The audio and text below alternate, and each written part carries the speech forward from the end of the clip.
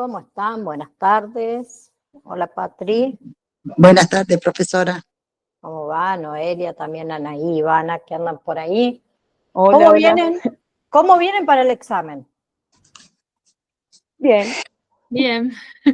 Patri, bien. Vos decís Sí, bien. bien. Muy bien. Así me gusta. Muy bien. Esa. Siempre positiva, ¿sí?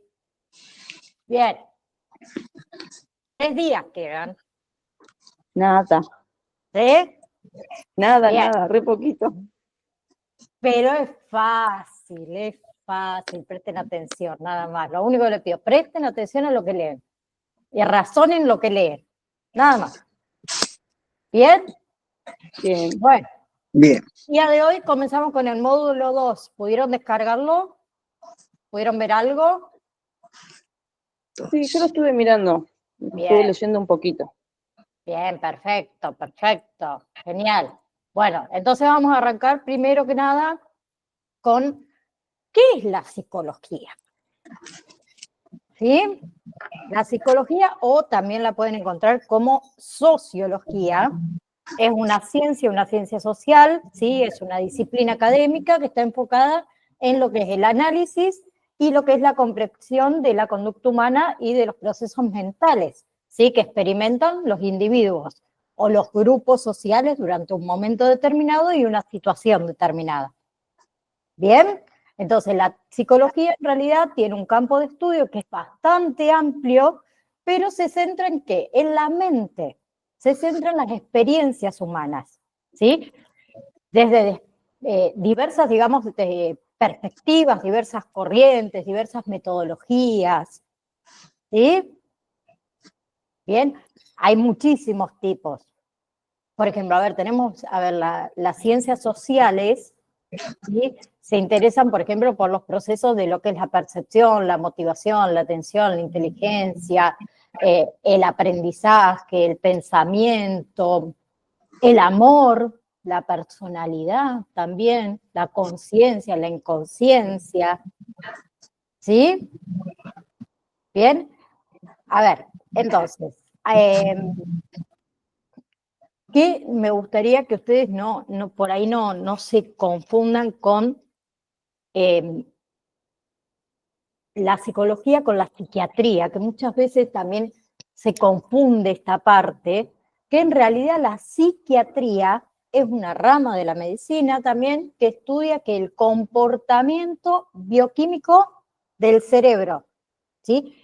En la psiquiatría, digamos, no se ocupa de los contenidos emocionales, de los contenidos experimentales que tiene un individuo, ¿sí? Tampoco hay que confundirse, la psicología con el psicoanálisis, ¿sí? Porque el psicoanálisis es una disciplina, pero es una disciplina interpretativa y es una disciplina terapéutica, ¿sí? Que deriva de estudios de la mente humana según Sigmund Freud.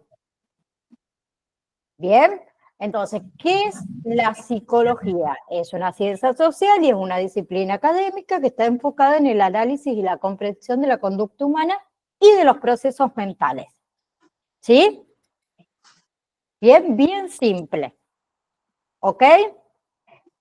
Vemos un poquito la historia de la psicología. ¿Sí? El origen de la psicología, en realidad. La psicología, digamos, es relativamente nueva, que es una ciencia que es relativamente nueva, ¿sí? Que es desprendida de ¿qué? De la filosofía a partir del siglo XVIII,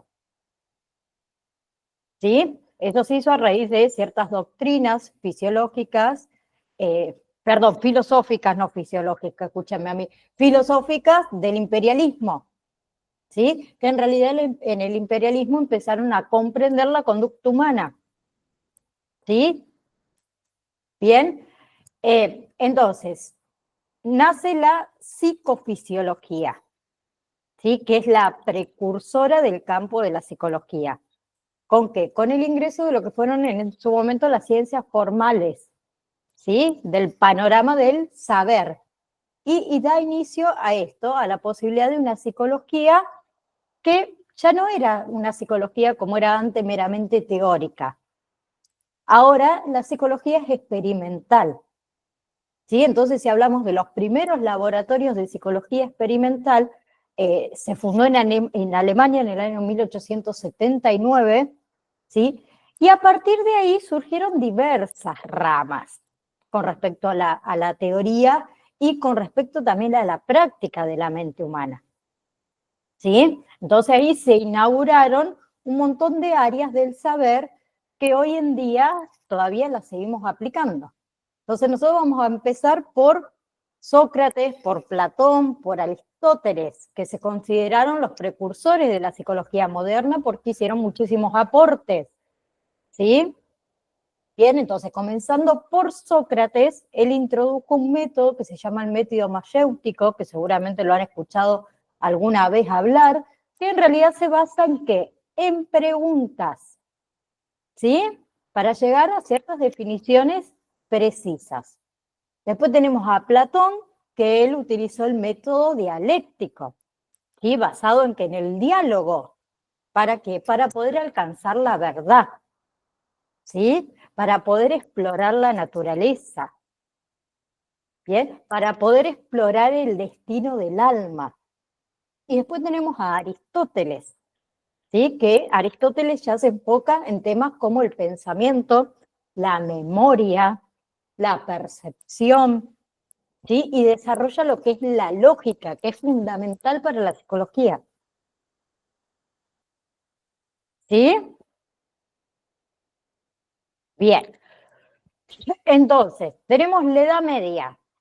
¿Sí? En la Edad Media se hicieron pocos aportes a la psicología, digamos, científicas, porque ellos basaban todo su enfoque en lo teológico. ¿Sí? Bien, después tenemos el Renacimiento y lo que es el ilusionismo, que ellos ahí remontan valores griegos y promueven lo que es la reflexión personal, también promueven lo que es la expresión de la percepción íntima, ¿sí? Que en realidad se denominó psicología de la primera persona. ¿Sí? Entonces, en el romanticismo, ellos hacían, expresaban la vida interior y los afectos del individuo. ¿Sí? Se iban acercando un poquito a la psicología científica. Y la psicología científica en realidad fue oficialmente reconocida en el 1876, ¿sí? Cuando se creó este primer laboratorio en Alemania, ¿sí? Que fue creado por Wundt. Bien, ¿quién fue Wundt? Fue un fundador de lo que es el estructuralismo que se basaba más que nada en que descubrir la estructura de la mente. Bien, entonces con el tiempo la psicología fue evolucionando, ¿sí? Con diferentes influencias, tanto de la filosofía como de la biología. Así se estableció como una disciplina independiente. ¿Sí? Bien. Aparte de Wundt, que fue el que creó el primer laboratorio de psicología experimental en Alemania, estaban todos sus discípulos, ¿sí? Que llevaron la psicología experimental a Estados Unidos, ¿sí? Y ahí alcanzó la psicología un desarrollo más amplio. Bien, pero la psicología en realidad moderna tiene raíces en la filosofía griega, ¿sí? Fue evolucionando, obviamente, como todo, a través de distintas épocas, a través de distintos movimientos, hasta convertirse en lo que es hoy, que es una ciencia independiente y es una ciencia diversificada. ¿Sí? Entonces, la psicología presenta también una gran variedad de ramas y divisiones, ¿sí? Que las podemos agrupar en conjuntos de acuerdo a sus características comunes. Por ejemplo, la psicología básica, ¿sí? Que está ubicada como en un campo del saber entre lo que es lo biológico del hombre y lo social del hombre. ¿Sí? Se centra más que nada en que en el entendimiento, en la recopilación de información, ¿sí? Sobre todo los procesos básicos de pensamiento que tiene el ser humano. ¿sí? Y dentro de la psicología básica hay subramas, que se las nombro solo para que las sepan, ¿no? Nada más. Tenemos, por ejemplo, la psicología cognitiva. ¿Sí? La psicología cognitiva estudia que los procesos mentales que permiten el conocimiento a través de la experiencia. ¿Sí? Y ahí tenemos la percepción, tenemos la memoria, tenemos el lenguaje, ¿sí? Tenemos el pensamiento. Bien, otra subrama es la psicología del aprendizaje. ¿Sí? Que nosotros vamos a hablar también un poco de esto más adelante, que se dedica al estudio de los procesos de adaptación y de cambio, ¿sí? Más o menos permanentes en el individuo. Bien, en algo que sí nos vamos a basar muchísimo nosotros en la psicología evolutiva, que también es una subrama de la psicología básica, que estudia que las distintas etapas del crecimiento y desarrollo de la psique humana a lo largo de toda su vida. Bien, después tenemos, por ejemplo, la psicopatología, que estudia todo lo que son las anormalidades, entre comillas, o los trastornos de la psique, en un momento determinado.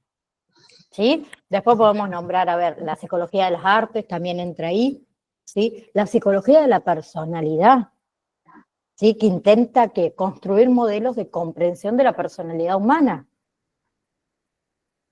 Bien, después tenemos la psicología aplicada, que también la pueden encontrar como psicología profesional, ¿sí? Que en realidad es un conocimiento básico psicológico puesto al servicio de la resolución de problemas puntuales de la sociedad. ¿Sí? Y la psicología aplicada, la psicología profesional también tiene subramas. La psicología clínica, ¿sí? Que es la que lidia, digamos, con el paciente, atiende todo lo que son sus sufrimientos, digamos, mentales, emocionales, ¿sí? La psicología educativa, esta es otra que está centrada en lo que es el aprendizaje, en lo que es el crecimiento del individuo, ¿sí? Y colabora mucho en lo que es la construcción de hábitos y entornos escolares, que sean más propicios para formar las generaciones venideras.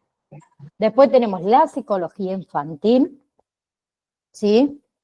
Que se especializa en los problemas emocionales y mentales durante la primera etapa de la vida humana.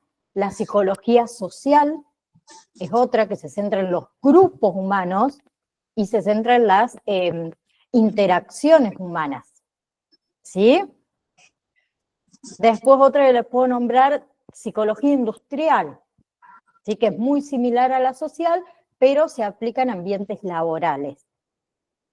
¿Bien? Y en todas las situaciones también obviamente mentales involucradas en el trabajo. Después tenemos, por ejemplo, a ver, psicología forense. ¿Sí? La psicología forense colabora con la justicia en la comprensión de la mente de los criminales, de los homicidas, ¿sí? O de alguna situación límite. Y tenemos psicología del deporte, ¿sí? Que aplica todo ese conocimiento al el campo deportivo y el campo atlético. ¿Bien? Entonces hay varios tipos de psicología y así podemos seguir nombrando muchísimas más. ¿Bien? Pero el objetivo general de la psicología lo podemos resumir en la comprensión de los procesos propios de la mente del ser humano. ¿Sí? Y que tiene diferentes enfoques y diferentes metodologías. Cada uno tiene un objetivo específico. Cada uno tiene un abordaje puntual, ¿sí? De lo que es la conciencia, de lo que es el pensamiento, de lo que es el aprendizaje. ¿Sí? Entonces, el objetivo general es la comprensión de los procesos propios de la mente humana. ¿Vamos hasta ahí? ¿Bien? Entonces, si nosotros nos vamos a basar en lo que es la psicología moderna, suele definirse, ¿sí?, al estudio científico de los procesos mentales y del comportamiento. ¿Sí?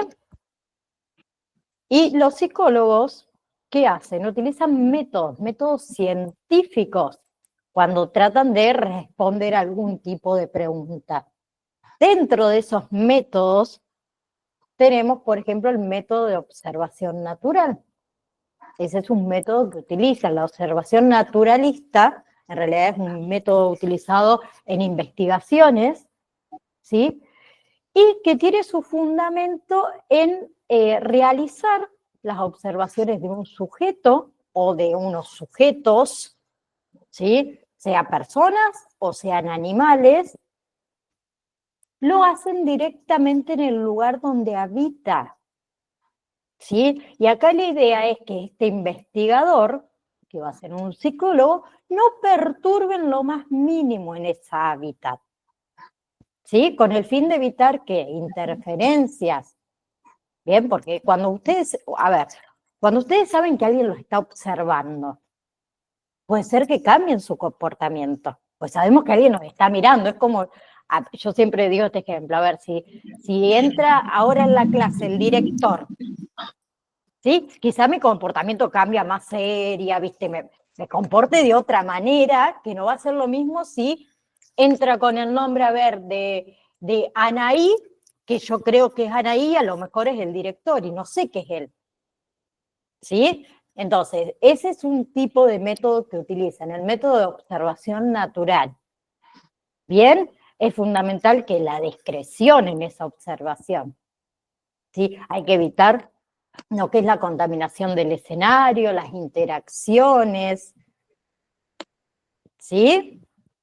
Bien, ¿cuál es la ventaja que tiene este tipo de método? ¿Sí? Obtener resultados reales, sin ningún tipo de alteración. ¿Sí? Entonces toda la conducta de este individuo se registra. ¿Sí? Después tenemos lo que es el método experimental, ¿sí? Que también permite a los investigadores identificar la influencia de una variable en el comportamiento social, ¿sí? O también la manera en la que una conducta social influye en el comportamiento individual. ¿Sí? Eso, el psicólogo, digamos, crea una situación controlada, ¿sí?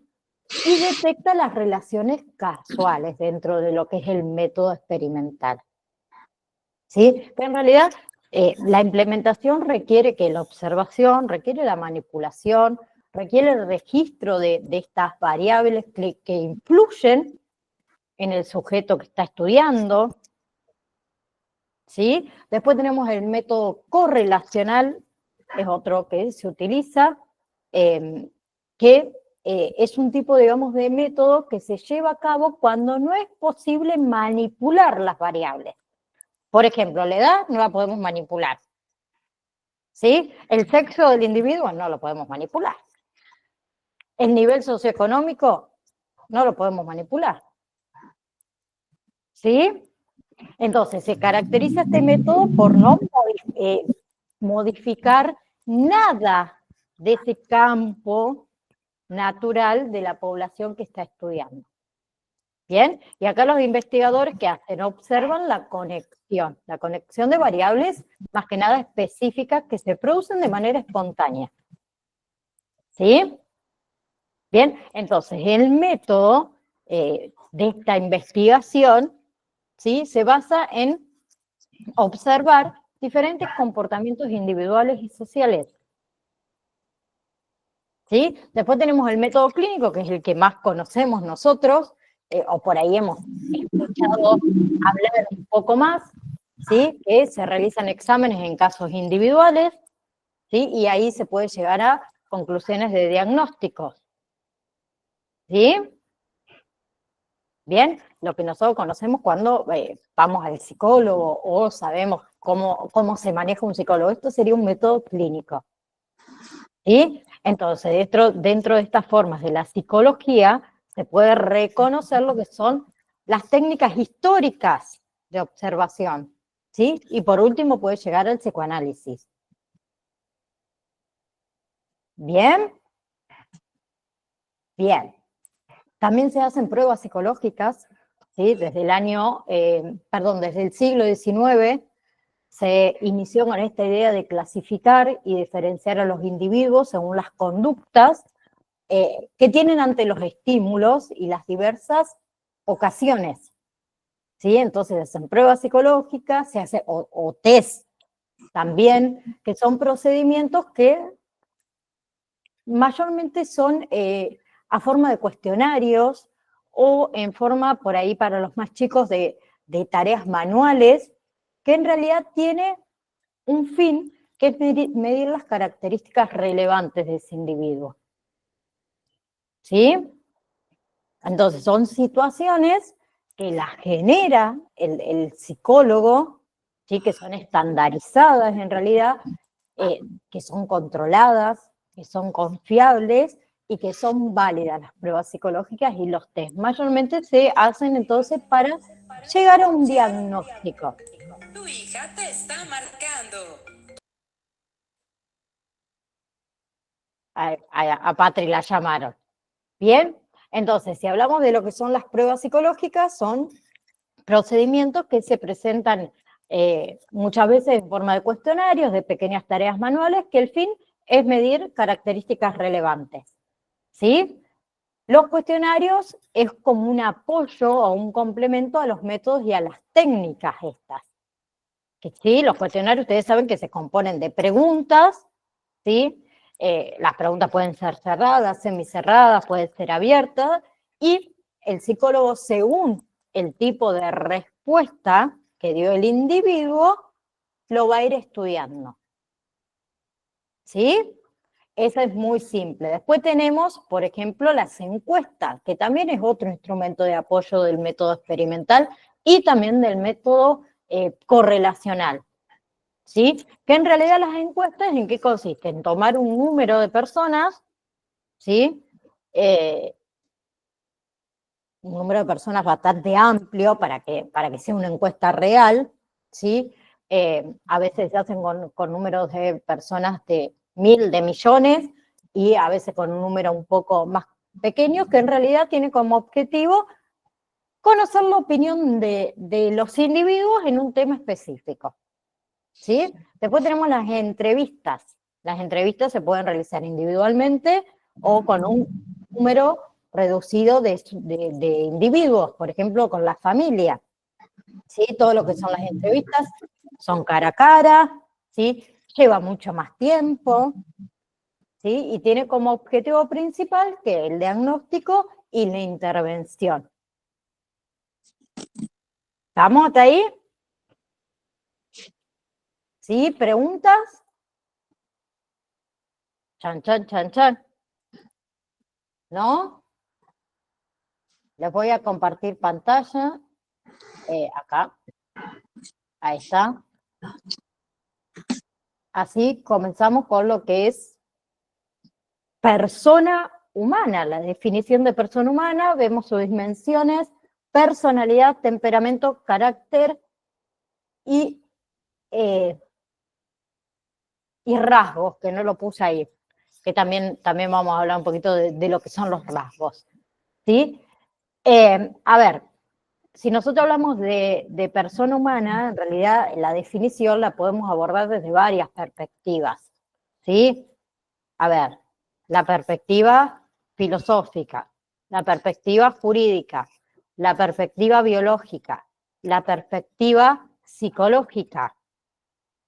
¿Sí?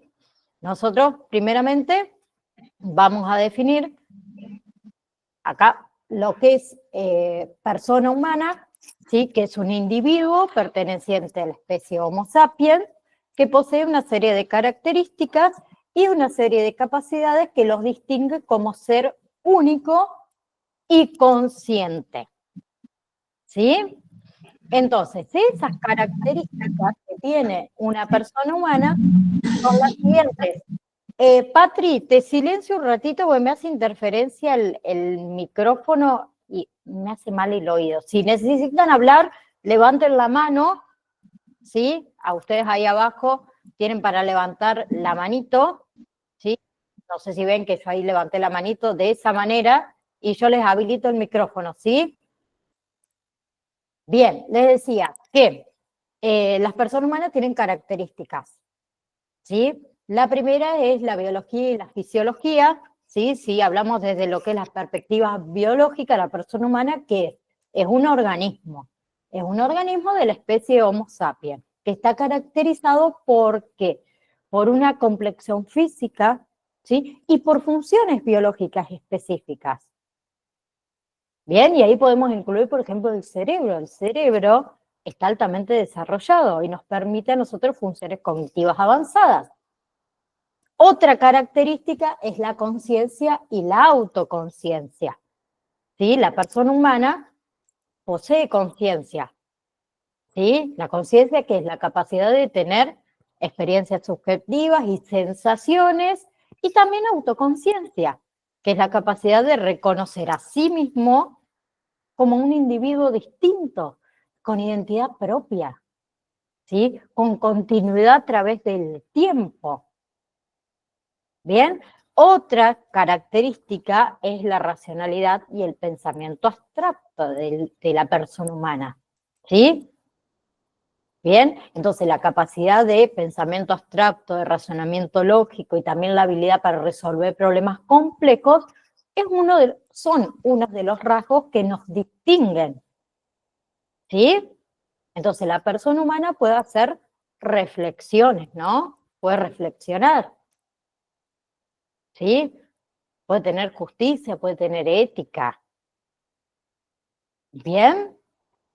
Otro es el lenguaje y la comunicación, ¿sí? Donde las personas humanas tienen capacidad para desarrollar y también para utilizar estos sistemas complejos de comunicación, ¿sí? Principalmente lo hacemos a través del lenguaje hablado o del lenguaje escrito, y nos permite que la transmisión de conocimientos, la transmisión de cultura, la transmisión de experiencias individuales, ¿sí? De experiencias generacionales también. Bien, otra característica que tiene la persona humana es la dimensión moral y ética. ¿Sí? Nosotros tenemos la capacidad de diferenciar entre el bien y el mal, ¿sí? Y tenemos la capacidad de actuar en base a ¿qué? A los principios éticos y morales, ¿sí? Y esa dimensión implica que la capacidad de asumir responsabilidades por las propias acciones. ¿Para qué tipo de carpeta? Un segundo. Acá abajo. Deben un segundo y le busco una hoja a la chinita, porque si no...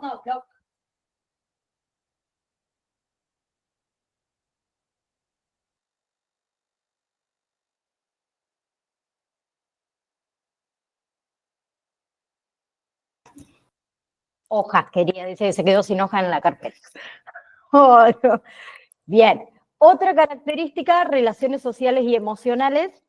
¿Sí? Las personas humanas vivimos en sociedad, ¿no? Y forman también que relaciones interpersonales que son complejas, basadas en el afecto, basadas en la empatía, basadas en la cooperación, ¿sí? Y a ver, la vida en sociedad es fundamental para el desarrollo de ¿qué? De la identidad personal, ¿sí? De la pertenencia a un grupo. Bien, otra característica que nos distingue son los derechos y la dignidad, ¿sí? Sí, lo vemos desde una perspectiva jurídica y ética. Las personas humanas son titulares de derechos inherentes, ¿sí? A ver, ejemplo, el derecho a la vida, el derecho a la libertad, el derecho a la dignidad, ¿sí? Y esos derechos son reconocidos y son protegidos por diversas legislaciones, ¿sí? Y también por tratados internacionales.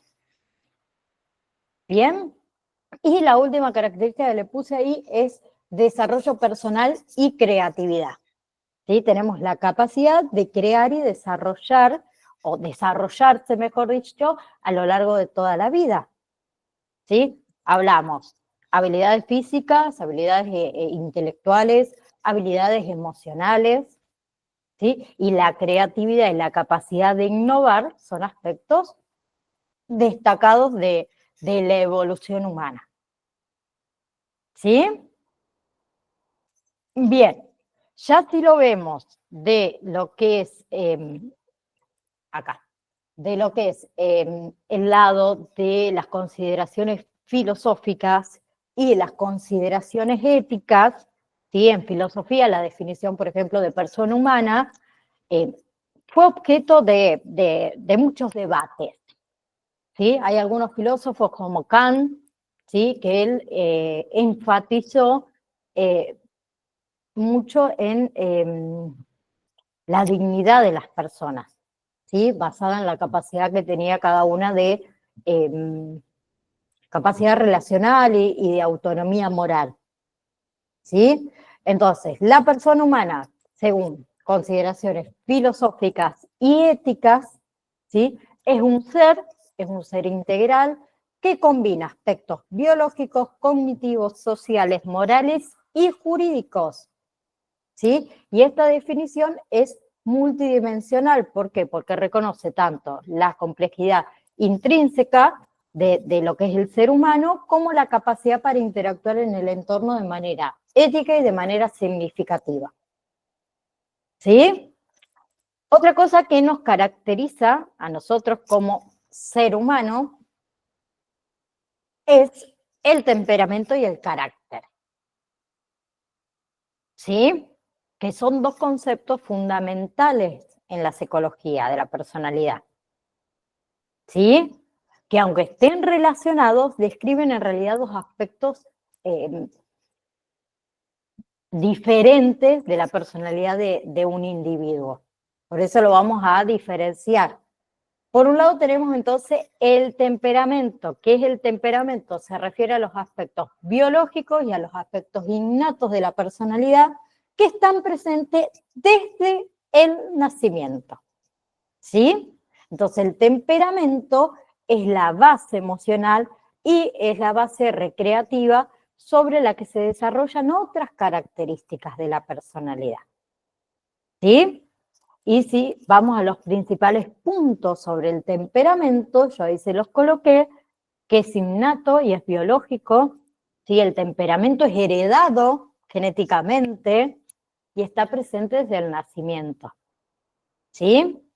Y influye en cómo un individuo responde emocionalmente a su entorno, ¿sí?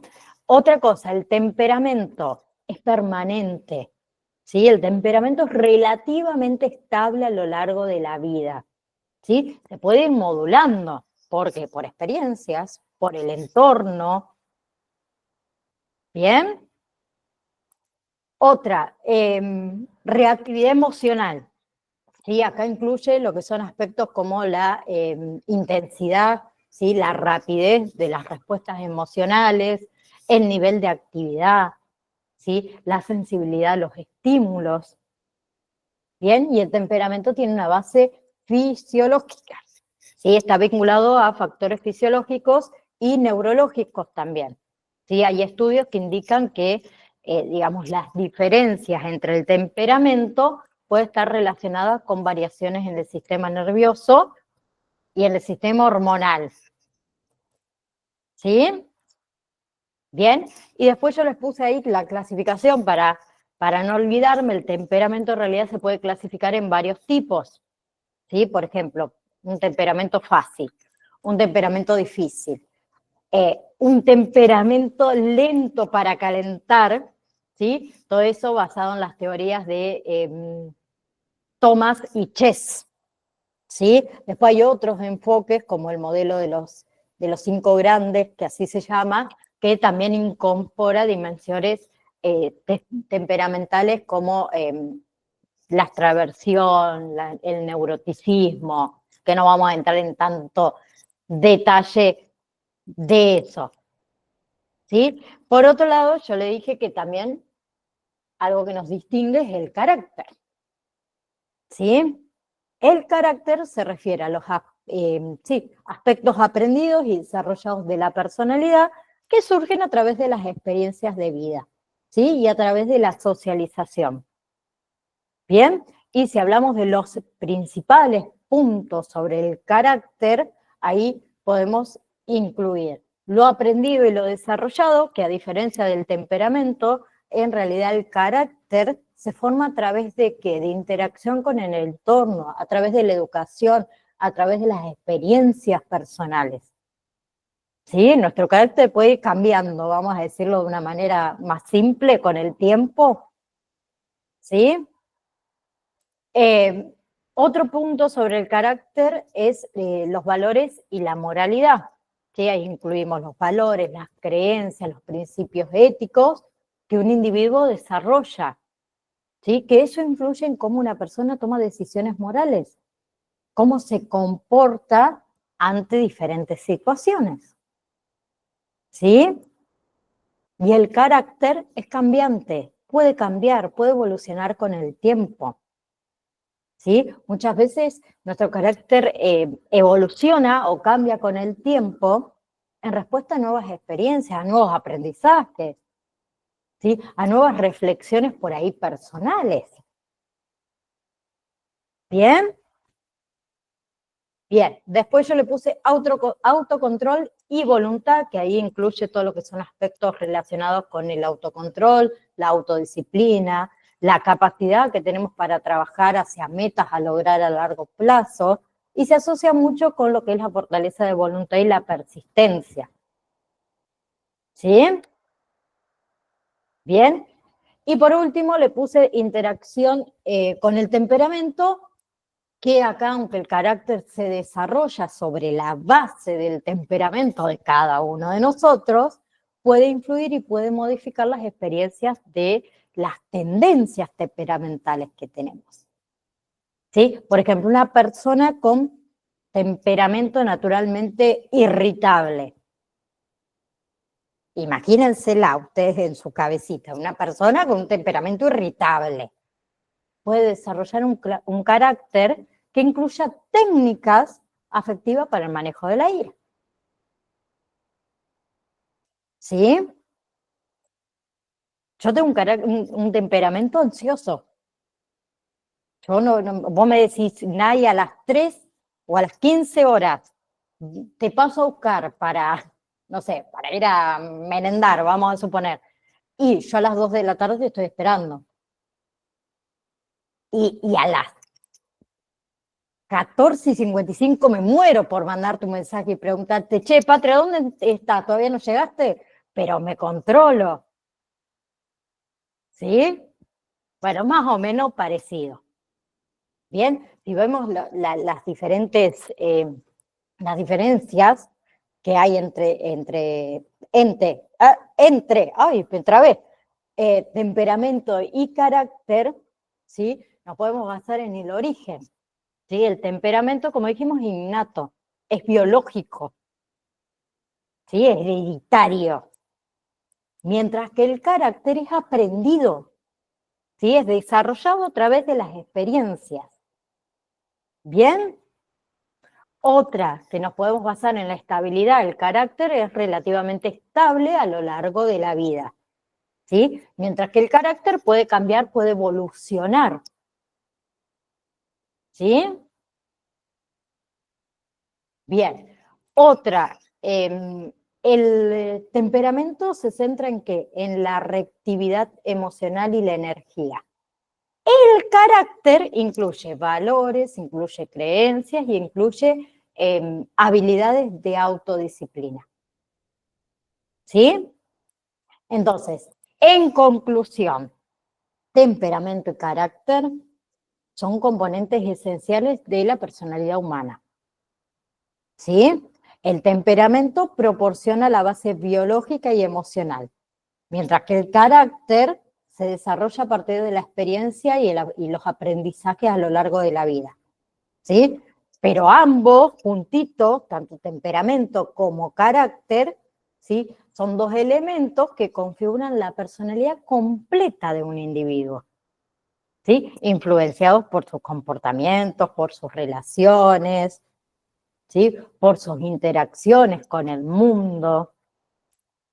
Bien, ¿quién se anima de ustedes a describir cómo es su temperamento, no su carácter, su temperamento? Yo soy irritable también, les cuento. Pero con el carácter lo opaco a veces, ¿viste? Digo, quédate ahí, como tener el diablito acá y acá el angelito, una cosita así, ¿viste? ¿Quién se anima a contarnos qué les parece a ustedes, cómo es su temperamento de cada uno de ustedes? No te escucho, Patri. Te apagué el micrófono, Patri. Ansiosa. ¿Sí? Hay varios acá. Que quiero ya Te las gana, cosas. te gana la ansiedad. Bien. Sí. ¿Alguien más? Yo el mío lo tiraría por esos dos lados. Ansiedad, bueno, ansiedad ese ya lo tengo es de herencia, creo que también, y suelo ser irritable. Cansadora. ¿Nadie más? Oh, pero che, no me quieren hablar. Ahí te escucho. Yo me considero, bueno, ahora apacible, pero sabe que, bueno, yo antes mi temperamento era muy explosivo. Y bueno, a medida que fui dándome cuenta que eso estaba mal, lo fui tratando de cambiar. Y bueno, y hoy en día, bueno, ya no es tan así. Bien, explosivo me gustó, ese también como que me identifica ahí un poco. Dios mío. Claro, lo apaciguaste también, como decimos nosotros, con el carácter que fuiste formando a través de las experiencias, porque te dabas cuenta que por ahí a lo mejor ser explosiva con todo el mundo no estaba bien. O sea, hay que ser explosiva en el momento y con la persona que hay que ser explosiva. Muchas veces explotamos con todo el mundo y los demás no tienen la culpa. A veces nadie tiene la culpa, la tenemos nosotras mismas. Bien. Bueno, otra cosa, conducta. ¿Qué es la conducta? Que es algo que también nos diferencia a los seres humanos. ¿Sí? Cuando hablamos de la conducta se refiere a la manera en la que la persona actúa o cómo se comporta ante diferentes situaciones. ¿Sí? Es una de las expresiones observables de la personalidad y refleja cómo un individuo se adapta a un entorno. ¿Sí? Entonces, la conducta puede variar también muchas veces según el contexto, según las circunstancias, ¿no? Vamos a tener, a ver, la misma conducta, si salimos con amigas o amigos, los que son hombres, a una fiesta, ¿sí? Vamos a comportarnos de una manera que no va a ser la misma si vamos a una reunión de trabajo. Eso es más que obvio, ¿no? ¿Sí? Entonces nuestra conducta cambia según el contexto y según las circunstancias.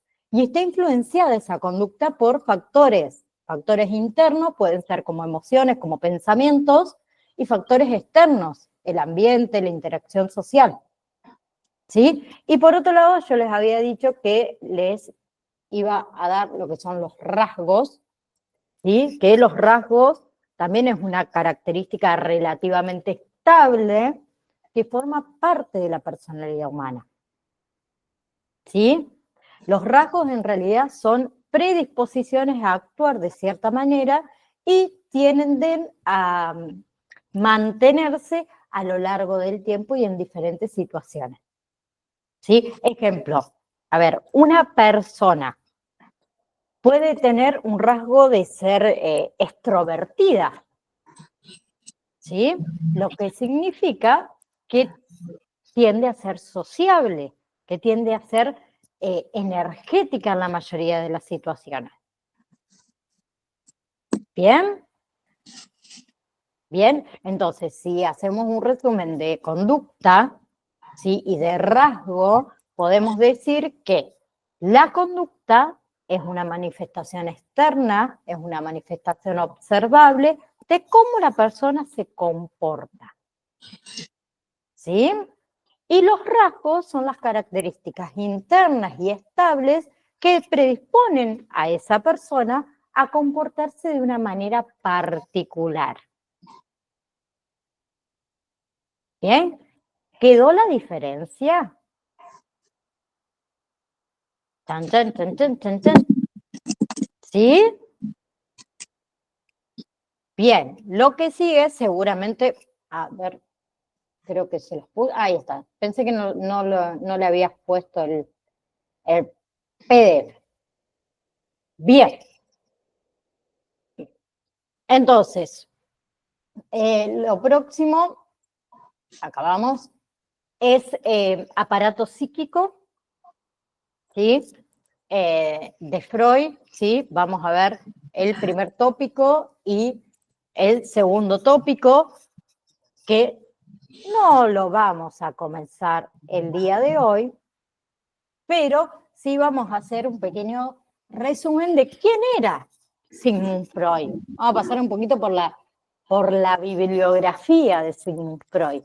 En realidad, él era médico, un médico neurólogo, ¿sí? De origen judío, que es considerado el padre del psicoanálisis, ¿sí? Y es una de las figuras más relevantes del siglo XX. Bien, Sigmund Freud nació el 6 de mayo de 1856, ¿sí? Bien, y murió el 23 de septiembre de 1939, cuando tenía 83 años, ¿sí? Él comenzó todo su interés científico, él empezó como investigador, que se centró más que nada en lo que es el campo de la neurología, ¿sí? Después fue derivando en una vertiente más psicológica, ¿sí? De las afecciones mentales. Él en realidad estudió en París, ¿sí? Él estudió con el neurólogo Charcot, ¿sí? Donde hicieron las primeras aplicaciones de la hipnosis en el tratamiento de la histeria, ¿sí? Después de estudiar en París, él vuelve a lo que es la ciudad de Viena, ¿sí? Y colaboró con Breuer, que desarrolló el método catártico, ¿sí? Bien. Entonces, Freud también se basó mucho en lo que es el análisis de los sueños, ¿sí? Que él decía que el análisis de los sueños constituye el mejor camino para conocer el funcionamiento del inconsciente, ¿sí? Y él decía que al analizar los sueños, uno construía, ¿sí? El edificio de nuestro propio aparato psíquico. ¿Bien? Entonces, bueno, también obviamente hizo estudio de los síntomas de la histeria, bueno, el sueño ya se lo dije, de los actos fallidos, ¿sí? Por ejemplo, esto del olvido de los nombres propios, ¿sí? Todo lo que es la parte psíquica, consciente, inconsciente, todos los fenómenos psíquicos estudió, ¿sí? Bien, las sugestiones de la hipnosis, ¿sí? Con respecto al método catártico, bien, de la interpretación de los sueños, y es, como dije antes, es considerado el padre del psicoanálisis. Bien, entonces, el primer tópico, ¿sí? O la primera teoría freudiana o de Freud, ¿sí? Habla de 3 niveles. Bien, esos 3 niveles tenemos consciente, preconsciente y tenemos el inconsciente, ¿sí? El primer nivel es el nivel consciente, ¿sí? En el nivel consciente se encuentra que todos los pensamientos, todas las emociones, todas las acciones directamente relacionadas con la realidad, ¿sí? El nivel consciente es el nivel más accesible para nosotros, ¿sí? ¿Bien o no? Es el nivel más accesible. Comprende todo aquello de lo que nosotros planeamos conscientemente en un momento dado, ¿sí? Y ahí incluimos, como les dije antes, pensamientos, emociones, sensaciones físicas, percepciones presentes, ¿Sí? Por ejemplo, cuando están leyendo un libro, ¿sí? O cuando están escuchando música, o cuando están hablando con alguien, están utilizando la conciencia para procesar la información en tiempo real. ¿Sí? Entonces, esa información en este nivel, que es el consciente, es más accesible, ¿sí? Y está disponible para reflexionar inmediatamente. ¿Bien?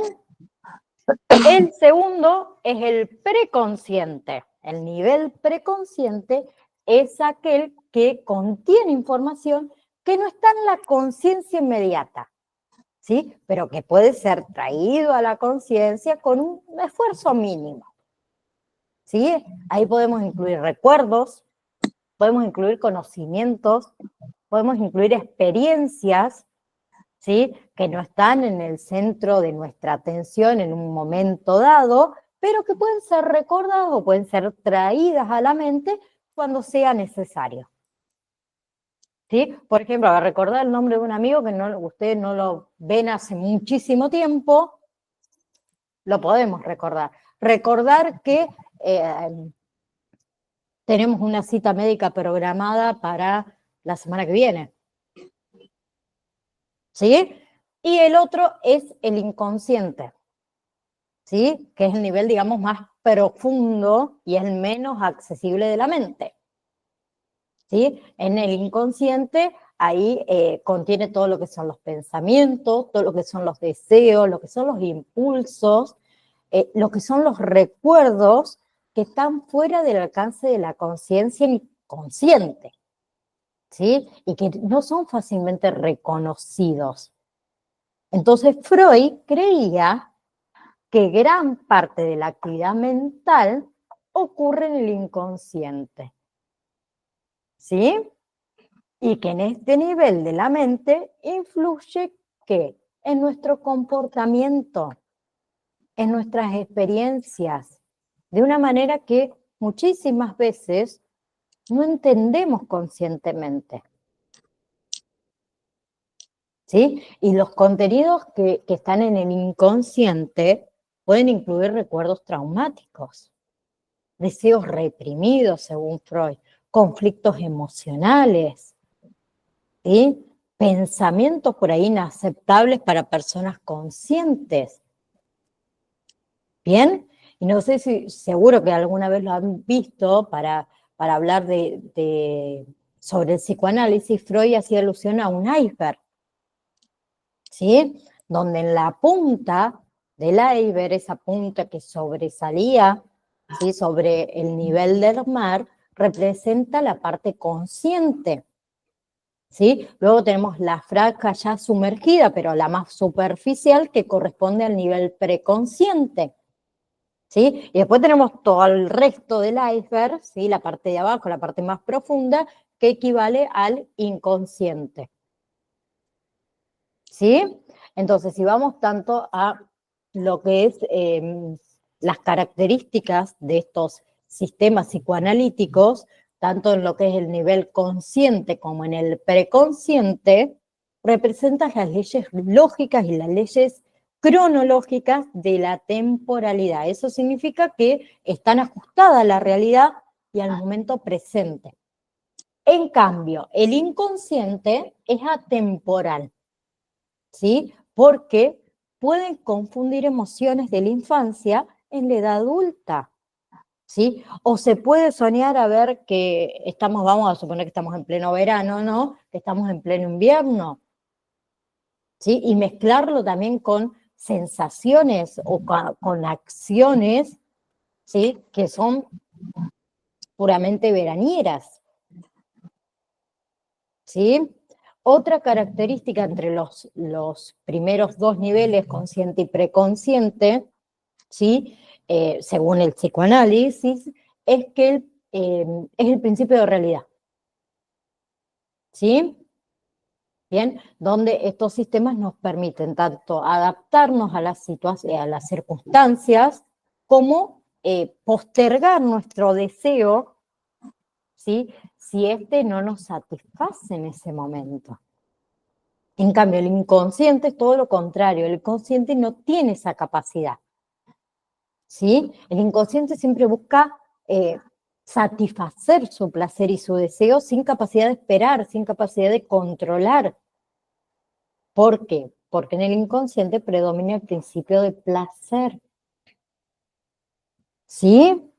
Y la otra diferencia entre los sistemas que describe Freud, ¿sí? Dentro del desarrollo del psicoanálisis, se refiere a la lógica de la realidad, ¿sí? Y acá podemos decir que mientras el nivel consciente y el nivel preconsciente están prescriptos a los códigos de lenguaje y a los contenidos que tienen significado literal, que tienen un significado que no está oculto, el inconsciente no tiene ningún orden lógico. Sí, es incoherente el inconsciente, es caótico, como dice él. Bien, entonces va mucho más allá de lo evidente y lo literal. ¿Sí? Bien, entonces el contenido de las tres instancias es dinámico, ¿sí? Se mueve y va pasando por diferentes niveles. Y el objetivo en realidad que tiene la terapia psicoanalítica es hacer consciente lo inconsciente, ¿sí? Entonces, si hacemos un resumen para después la clase que viene seguir con la segunda tópica, que es el ello, el yo y el super yo, ¿sí? La teoría de los tres niveles de conciencia de Freud en realidad sugiere que la mente humana opera en diferentes niveles, ¿sí? Y cada nivel tiene su propio grado de accesibilidad y también contenido, ¿bien? Y que la interacción entre estos niveles puede influir en que las experiencias humanas conscientes puede influir en nuestro comportamiento de manera compleja, ¿sí? Bien, clase que viene, obviamente seguimos con la segunda tópica, que es el ello, el yo y el super yo. Ahí los voy a sacar para verlos. Ay, no. Casi saco el PowerPoint, cierto que no lo había guardado, porque lo hice hace un ratito. Clase que viene, la segunda tópica, ¿sí? El ello, que es el polo pulsional, el yo, vamos a ver, que es el mediador, ¿sí? Y el super yo, que es el superego o la ley, ¿sí? Después seguimos con lo que es complejo de Edipo, ¿sí? Y las etapas psicosexuales, ¿sí? Bien, según Freud y según Lacan. ¿Ok? Bien. Okay. Y si llegamos, que yo capaz que creo que sí, empezamos a ver psicología conductista, psicoanálisis, la Gestalt. Bien, esa otra partecita, si es que llegamos con el tiempo. No se me olviden del examen final. Del examen final no, examen final los otros, los de mayo, ustedes no. De la primera validación, estoy perdida. La primera validación, ¿sí? Que está habilitada 12, 13 y 14 de octubre, y el recuperatorio de la misma, 18 y 19, se hace a través del campus virtual. Tienen dos posibilidades para sacarse un 6, después tienen el recuperatorio una posibilidad más. Y acuérdense del tiempo, que una vez que ustedes colocan comenzar intento, tienen 50 minutos para terminar el examen. ¿Sí? ¿Preguntas? ¿Hay alguna pregunta para hacer?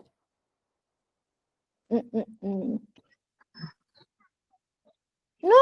Profe, el caso Sebastián y Amanda, vi ahí, ¿esos prácticos se los tiene que entregar también? Se hace a través del campus virtual, pero no tiene fecha de entrega. Mientras estén realizados antes de que sea el examen final, que faltan 5 meses y medio más o menos, no hay problema, no tiene fecha de entrega. Bueno, ¿sí? bueno, Yo a medida que vamos pasando, les voy dejando así algunos casos para que ustedes vayan por ahí poniéndose en el lugar que si le toca una persona con tal y tal cosa para ver qué tienen que hacer. ¿Sí? Por eso no les dije nada de esos trabajitos prácticos, porque creo que primero se centren en la validación. ¿Sí? bueno, Los trabajos prácticos sí, no tienen fecha de entrega, así que lo hacen cuando pueden y tampoco tiene límite de intento, lo puedes hacer las veces que vos querés. bueno, profe. ¿Bien? Sí, pasa que yo estaba viendo en el campus y salía eso y digo, bueno, a lo mejor le pregunto. Ya estar habilitados hay dos casos, que uno se llama caso Sebastián y otro se llama caso Amanda, donde tienen una descripción de un caso de una persona y después tienen una pequeña encuesta que lo hacen cuando puedan, ¿sí? Como le dije a Máxima, no hay tiempo de entrega. Sí, obviamente me gustaría que lo tengan realizado para antes del examen final, ¿sí? Pero son casos, prácticas, nada más. ¿Sí? Ahora quiero que se me centren en la validación. ¿Bien? Bueno, listo. Si no hay ninguna pregunta, nos vemos, si Dios quiere, el próximo miércoles. ¿Sí? Les mando un beso enorme a cada una de ustedes. Que tengan un hermoso día. Chao, chao. Chao. Chao, gracias.